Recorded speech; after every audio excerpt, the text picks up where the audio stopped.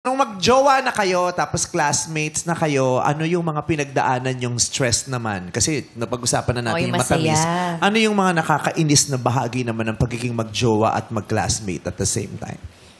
Ano po, minsan kapag pag nagle-late po ako ng gawa ng assignments, parang inaano niya ako na sinasabihan niya ako na bakit ngayon mo lang to ginawa? Ba't ka kasi hindi gumagawa ng assignment mo? Hindi po. Siyempre po sa akin din, ginagawa ko rin po yung sa akin. Assignment niya ang sinasabi mo? Nagpapagawa nga kasi ng assignment. Ikaw ang ginagawa mo siyang tutor. Oo. Secretary. Secretary. Super pagawa ka ng assignment sa kanya? Totoo ba yun? Nung first po kasi, nung naging kami po, parang nag-volunteer siya na, uy, gusto mo tulungan kita sa mga schoolworks mo and assignments. Hanggang sa nasanay po ako. Hanggang sa nabetan mo na yung feeling. Hanggang sa nasanay ka, so pagawa ka na ng pagawa sa kanya assignment? Everyday po. Bakit? Everyday. Pero yung mukha niya talaga, yung parang, ngayon niya lang na-realize na mali, everyday. Yung parang hiyang-hiya din siya. Ngayon nahihiya ka na pag naiisip mo. Opo. So, Tonet, gusto ko kasi malaman, bakit ka nagpapagawa? Ano pang ginagawa mo? Busy ka ba? Makakanta ka ba? Habang Hindi kasi tinatabad lang po ako. Tinatamad siya. So, Tonet siya yung nagagalit sa'yo kapag di mo Nagagalit. nagagawa yung assignment niya. Ang tamad-tamad mo. Ngayon mo lang ginawa assignment ko. Ayun yung sanhi ng pag-aaway niyo dalawa. Opo. At wala na iba. Yung mga malilit na misunderstandings po, pero yung po yung pinaka-main Major. na pag hindi niya po ginagawan, hinahanap ko po sa kanya, nagagalit po ako sa kanya. Paano ka nagagalit sa kanya? Parang for example po, Pinapalabas mo ng classroom. Tonet, Teacher. out! hindi naman po yung parang simpleng tampo lang na ba't di mo ginawa yung assignment ko sa ganito? Na-spoiled ka. Yes po. Tapos magko-cold-coldan ka sa kanya kasi... Opo. Ano pa mga ginawa nitong mga sa'yo dati? Bukod sa ginawa kang tagagawa ng assignment niya, ano pa? Ano pa mga inasa niya sa'yo? Ano po, minsan mag-chat siya ng good morning, then magre-reply na lang siya ng good night kapag gabi na.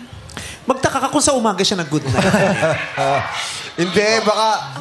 Ang reply niya sa good morning, gabi na. Ganon. Magkasama naman kayo sa classroom. Hindi kapag, Pag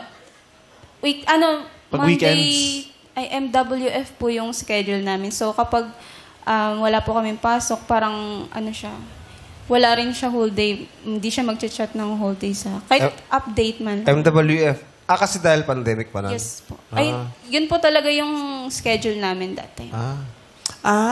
May mga araw na hindi mo classmate yung classmate mo, ganon? Hindi mo kasama sa klase Hindi yung po, classmate ganun mo? lang po talaga yung pasok niya. schedule po ng pasok.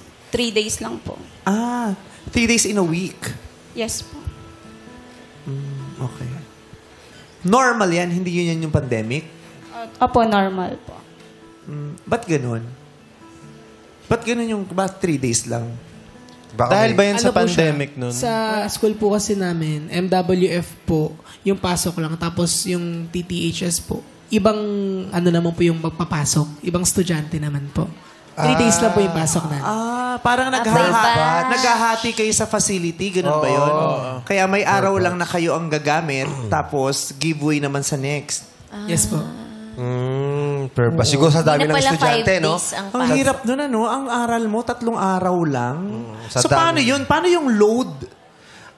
Baka puro assignment. No? Yes po. And then minsan po nagkakaroon ng online classes pag walang pasok po. Like, pag hindi po namin schedule. Yeah, yun talaga. Kaya minsan mako-question mo, paano yung effectivity ng learning at saka ng teaching?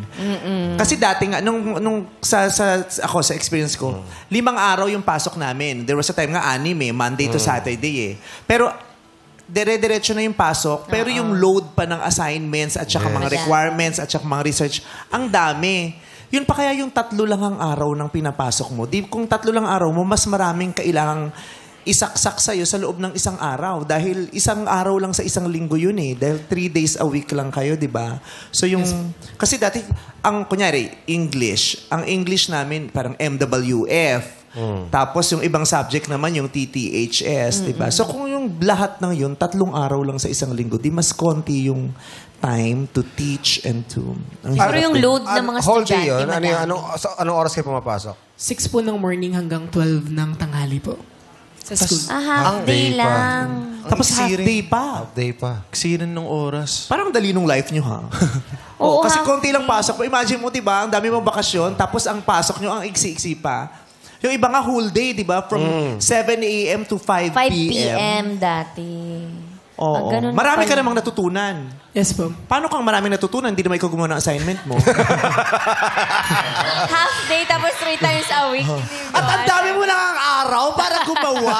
Tsaka oras. Half day lang Oras! sila. Araw, oras. Oo, tapos Tapos pinagawa. kinakating Ikaw nyo pa. naman, ang dami mo nang araw at saka oras, hindi mo pa natapos yung assignment. Hindi.